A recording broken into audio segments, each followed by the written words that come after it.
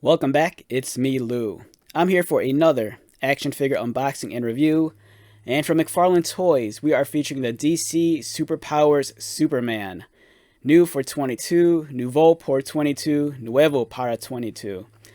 Okay, so I reviewed the Batman figure. I'm not sure if I posted it up on YouTube or not. So far, I'm pretty impressed with this kind of like throwback to the old 80s figures. And I think they're really well done. If you're a child of the 80s, I think you'll be immediately be drawn to this like retro style of carding.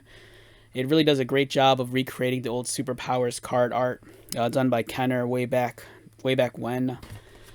On the back, we have the first wave. We have Superman. We have Darkseid, Batman.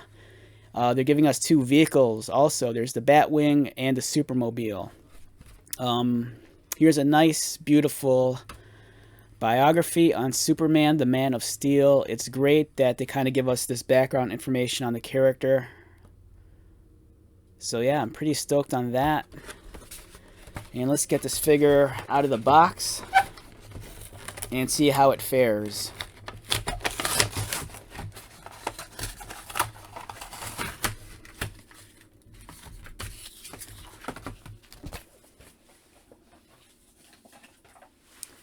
Okay, so one important piece of information is that I noted this in the Batman review as well, is that the cape is actually tied on to the plastic tray, which is kind of disappointing because if you're not careful, you can actually damage the cape right out of the gate.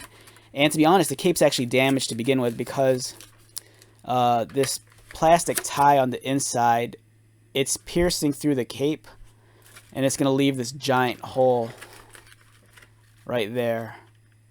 So if you don't want this cape to get ruined, don't force the cape out, and just take a pair of scissors, or in my case, a pair of nail clippers, and just clip the tie and remove it like that.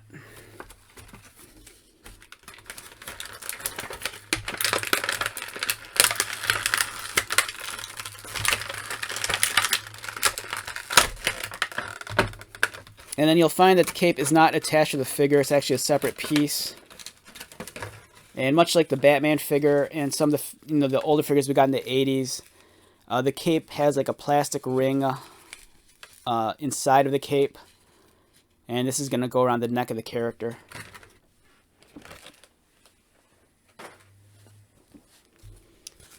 The cape is also a nice material.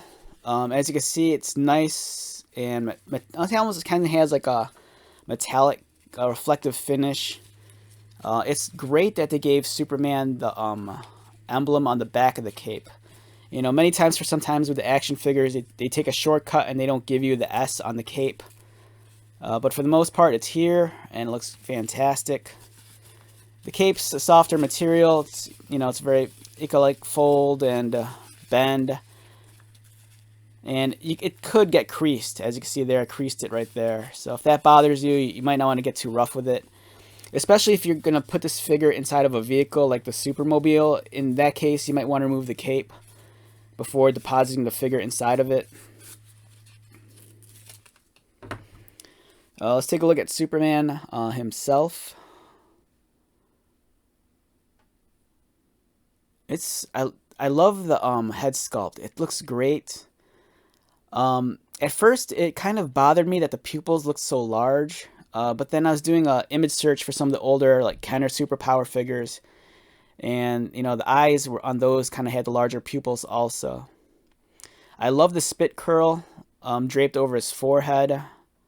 It's nicely sculpted, cleanly painted. The shade of black they use is very nice also. It does a good job of, like, absorbing the light, but not, like, completely like blowing it out, so you still get some of the nice highlighted details in it. Nice profile of Superman.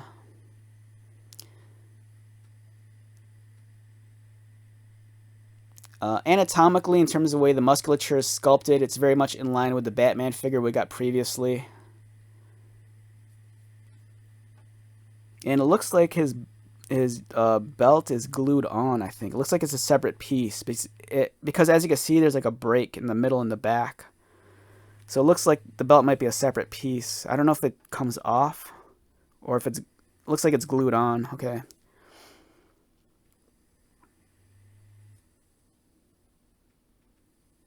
Yeah, so far it's a pretty solid looking figure.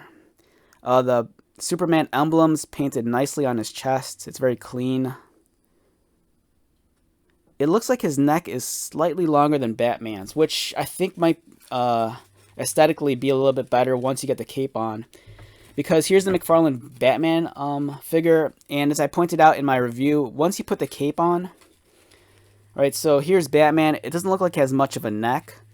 And once you put the cape on, it kind of like piles up around the collar. And it's not a very clean look. So we'll get the cape on Batman. And as you can see, it's kind of thick around his neck and it just piles up. Now for some people, that might not be a problem unless you're like me and if you grew up during the 80s and 90s. Like with the old Kenner figures like we have here, the cape design's the same. You know, it has that plastic ring, but this is a very softer material, and when you put the cape on, it doesn't pile up. And the contour from the head to the shoulders, it slopes down so smoothly. Whereas here, it kind of like piles up around the neck. So I'm kind of wondering, with Superman, it looks like his neck is slightly longer than Batman's. And if that's the case, maybe the cape will look cleaner on Superman than it does on Batman.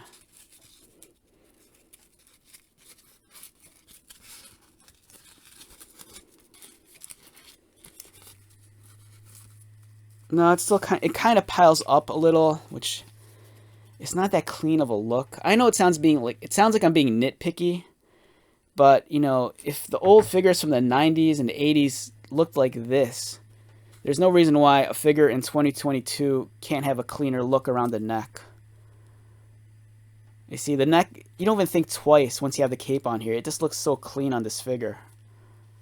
But on this guy, it's kind of like, you know, billowing up, and it just looks kind of unsightly. And here's that hole I was talking about. So yeah, be careful, you know, with that plastic tie. You know, cut it out, don't yank it out. And let's take a look at Superman's articulation. So Superman over here, his head rotates. Very simple. Arms rotate. I'm not sure. All right, so my Superman feels like his arms rotate a little bit smoother than my Batman's. Batman's joints feel a little bit tighter. My Superman feels like the plastic, I'm not sure what it is, but it feels more natural when I rotate. It doesn't want to fight back as much as the Batman. With my Batman, it might be just my figure, but when I try rotating his arms, there's a little bit of resistance. But with Superman, no. But then again, that might be a good thing with Batman, because you don't want a figure that has loose joints. There is no waist articulation. You know, there's just the neck, the arms, and then the legs kick forward about there.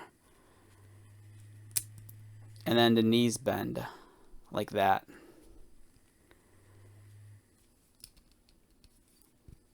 So for the most part, these really do feel like the older figures. You know, the only thing is that they have the knee articulation. Toy Biz, though, back in the 90s or late 80s, maybe early 90s, with their DC superhero figures, they did have knee articulation. I think, God, I gotta remember. I can't remember if the Kenner Superpower ones did also. But Kenner Batman ones from the Dark Knight collection, their knees did not bend. You know, these are strictly 5 points of articulation. So yeah, my memory's like jogging me right now. Like some of these figures here, these are actually Toy Biz. These aren't Kenner.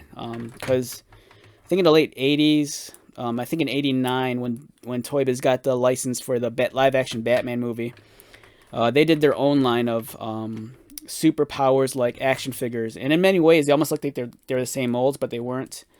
Like here was their Aquaman, the knees bent. Here's a comparison with the Toy Biz figure next to the McFarlane You can see the difference in size. Here's Robin. And then here's the older Kenner style Batman from the Dark Knight collection.